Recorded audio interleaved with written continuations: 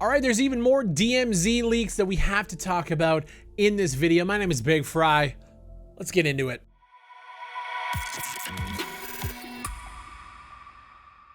So a bunch of images from the DMZ main menus were leaked from a Twitter user named CodSploits. Now, all of these have been shared online in multiple videos at this point, so I feel like it's fair game to just kind of talk about this stuff, but at the same time, this Twitter user has had this stuff DMCA'd from Activision, which really just lends to its credibility more than anything. So we're gonna go through these images one by one and talk about everything that we see here. Keep in mind, guys, if you enjoyed the video, leave a like on it, leave a dislike if you didn't, subscribe with the bell on to all for everything Modern Warfare 2. And here we go. So what we're seeing here is the first screen that you see when you jump into DMZ. So we see the main menu gives us options to do play DMZ. We have our faction missions, and then we also have the squad fill option set to on in this image. Now, the operator that this user was using is named Fender. He is going to be available in the multiplayer. But what we see here on the right is what I'm really looking for here, and that's the mission. So we have challenges that we have to complete within the DMZ. In this screenshot here, we have make contact, which we have to use our TAC map and ping a contract phone, find the phone,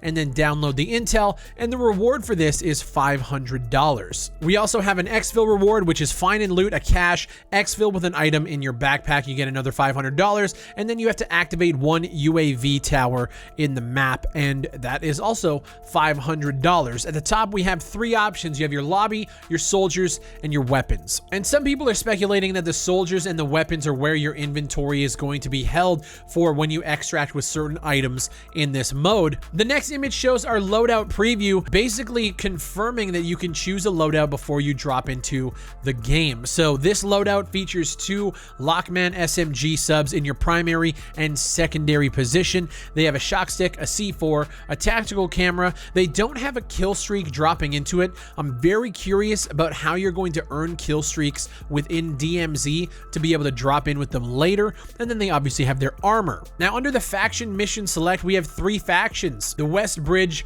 Crown, and Group 5. And under the Group 5 tab, which is where this image was taken, you can see a bunch of missions that you can choose from, with one locked at the end called Who's Watching. But the mission that's highlighted in this image is called Cargo Keeper, and what you have to do is complete a cargo delivery contract, fully repair and refuel the transport vehicle. So there's going to be a vehicle on the map, and you can read here in the description, you'll need to secure the vehicle and move to the designated HLZ where Slasher 2 will meet you to extract the package. Those transport vehicles are worth something on their own as well, so don't let them go to waste. Repair and refuel the vehicle afterwards. We also have a shot of Vintage Collection here, which is another mission for Group 5. You have to loot 6 liquor or wine bottles, and then you have to sell 6 liquor or wine bottles at a shop. So obviously we're going to have some sort of backpack. We saw it in the campaign with the mission alone, as well as Countdown, where you had to press 4 to open your backpack. You got shown this kind of inventory wheel similar to games like Far Cry, in which you can choose items that you can craft and use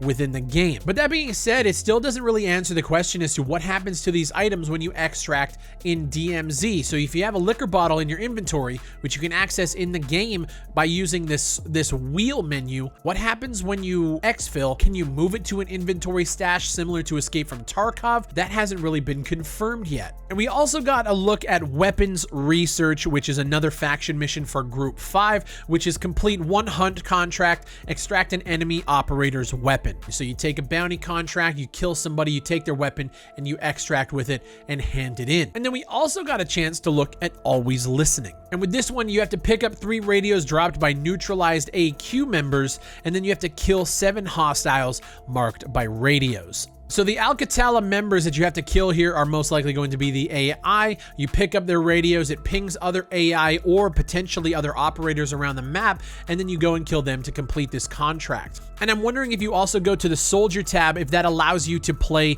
different operators who might have their own unique challenges to maybe unlock custom skins or other things for multiplayer or Warzone. Because it feels weird that they're using an operator here that is specifically for multiplayer and Warzone named Fender, and they have a skin on top of them. So that tells me that there might be challenges for each soldier that you're using. Maybe they'll pop up randomly in your dailies. We're also not sure about these missions here, if they're daily contracts, weeklies. There's no timers or anything on them. This is actually a kind of a bare bones menu because, of course, the people who got these images, they kind of glitched their way into this system so you can see it, but there's really nothing that they can do. Now, this also confirms a lot of the things that we had seen in that initial paste bin where we found out a whole bunch of mission names and challenge names and the descriptions for some of them as well. This confirms that they're really invested into doing a whole bunch of contracts and challenges for multiple factions. We didn't know who the factions were going to be, but I think this is pretty much confirmation that there are 3 factions to choose from in a very similar style to the Cycle Frontier. Now, a lot of people are equating this to Escape from Tarkov. I actually think this is going to be a little bit of a baby hybrid between Escape from Tarkov and the Cycle Frontier. I don't think it's going to be as in-depth as Tarkov in terms of the contracts, the challenges, leveling up different traders and everything else. I think it's going to be more about doing faction missions that will unlock special attachments and gear for you to unlock within this DMZ mode, which is very similar to what the Cycle does. That being said, I'll take a hybrid, weird, deformed baby of those two because I actually think it could be a really good game. This is only good for the extraction shooter genre. When I've talked about DMZ in the past, there have been comments where people say that they are already sick and tired of extraction style shooters.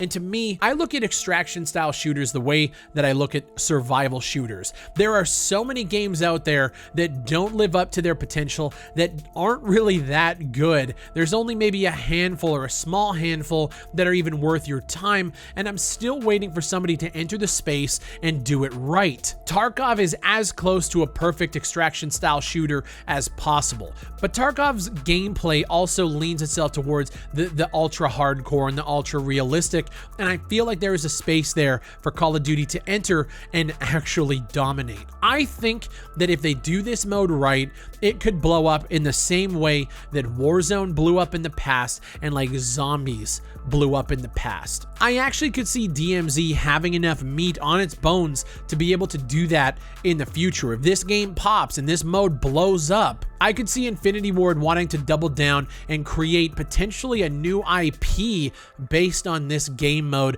or maybe keep it in the Call of Duty universe, but it's its own standalone thing in the future. As of right now, it's tied to Warzone. We don't know what that's going to look like in the future, but there's a lot that we can extract just from these images that we've got in game. I'm curious to know your guys' thoughts though. I know a lot of you guys are excited for DMZ. I am too. I don't really enjoy talking about leaks, and as always, you can take these things with a grain of salt. Everything that we're seeing here lines up with previous rumors, but that doesn't mean that it's actually confirmed, and that doesn't mean anything could change between now and the middle of November when this inevitably launches. I'm anxious to see what happens. I'm excited for the multiplayer. I'm excited for Warzone, but I am really looking forward to this game mode because A, it's something new, and B, it's entering a subgenre that hasn't really seen a lot of love. We've seen a few games kind of enter the space and make noise and make waves, but that extraction style gameplay is still so in its infancy that I'm just looking forward to a AAA developer taking on those reins and seeing what they can do with it. Hazard Zone was trash. And the reason why Hazard Zone was trash is because there wasn't a reason to keep playing. So with all of these images, the rewards that we're getting, what are they? What is the money used for? What can you do with this cash? If it's just to buy loadouts to be able to drop back in and there's no real depth to what you're doing, it's going to die. I want to believe that Infinity Ward knows that and that they've invested time into making this experience more fleshed out than the likes of a Hazard Zone, because if they didn't, then this mode is pretty much fucking useless. And at this point, like, I don't want to get hyped for it, but it is on my radar. It's something that I'm very interested in seeing how they pull off. And if you guys feel the same way, let me know in the comment section down below. I am so ready for Thursday night / Friday morning when multiplayer drops for Call of Duty. If you guys want to come through to the live streams, I am going to be playing the shit out of this, following up with content, and basically just covering every aspect of this release, the good, the bad, and the ugly. As always, you guys know what it is. My name is Big Fry. If you guys want to become a member, click the join button down below, leave a like, do the subscription, do all the cool stuff. Guys, I have new merch hitting the store pretty much on a monthly basis at this point. If you guys want to support the channel, get yourself something physical, a t-shirt, hoodies, beanies, whatever the case is, pick it up at bigfryshop.com. My name is Big Fry, and I'll see you on the next one.